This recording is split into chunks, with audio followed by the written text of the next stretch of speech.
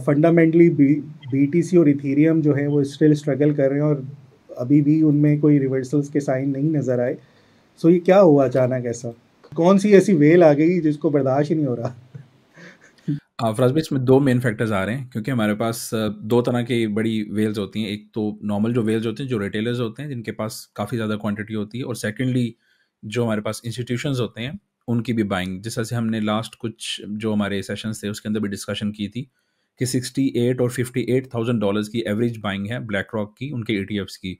तो उसके लिए अभी जैसे मैं ट्रैकर पे देख रहा था, और अभी मोस्ट रिसेंटली आज की डेट में भी, अभी पिछले 15-20 मिनट के अंदर, अभी हमारे इस लाइफ के दौरान भी मैं ट्रैकिंग बैकएंड पे कर रहा था, और यहाँ पे मैं देख रहा हूँ कि अभी भी जो ब्लैक रॉक है वो काफ़ी मूवमेंट कर रहा है बैकएंड पे। और जब मैं ट्रांजैक्शंस को ट्रैक किया तो उसके अंदर मेरे पास जो इनकी ट्रांजैक्शंस आई हैं करंटली, उसमें 300 करके काफ़ी ज़्यादा अमाउंट जो ब्लैक रॉक है वो ट्रांसफ़र कर रहा है कॉइनबेस प्रीमियम पे। यानी कि जब कॉइनबेस प्रीमियम पे वो डिपॉजिट कर रहा है तो मोस्ट प्रोबेबली वो एक सेलिंग प्रेशर जो है मार्केट में क्रिएट करेगा। एक्सट्रीम फियर है मार्केट के अंदर, और ये हमें चीज़ दिखती भी है। RSIs की अगर हम बात करते हैं तो वो भी ओवरसोल्ड एरिया की तरफ जाना शुरू हो गई हैं। तो यहाँ पे हम देखते हैं कि जब इस ज़ोन के अंदर 50 से नीचे आती है तो यहाँ पे फिर एक एक्सट्रीम फियर और extreme oversold sort of situation बनना शुरू होती है। अ, अगर हम बात करें फर्दर ETFs की, उन ट्रैकिंग्स के अलावा जो अभी हमने वहाँ पे देखी हैं, तो करंटली $64 बिलियन के बिटकॉइन होल्ड कर रहे हैं ब्लैक रॉक।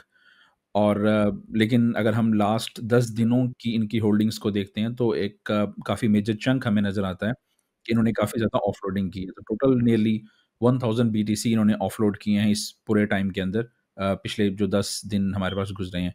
ऑब्वियसली इसके अंदर प्रॉफिट टेकिंग काफ़ी उनकी तरफ से चल रही है।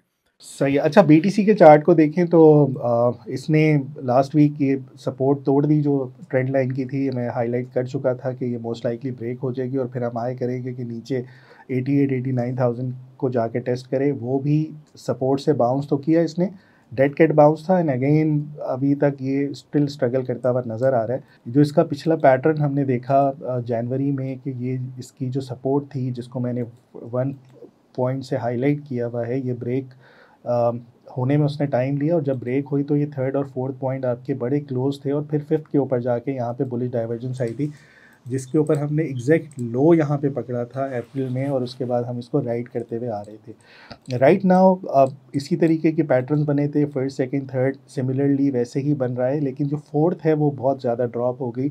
सो ओवरऑल इंतज़ार ही करना चाहिए। सरमाया.com, जहां हर फैसला बने सरमाया।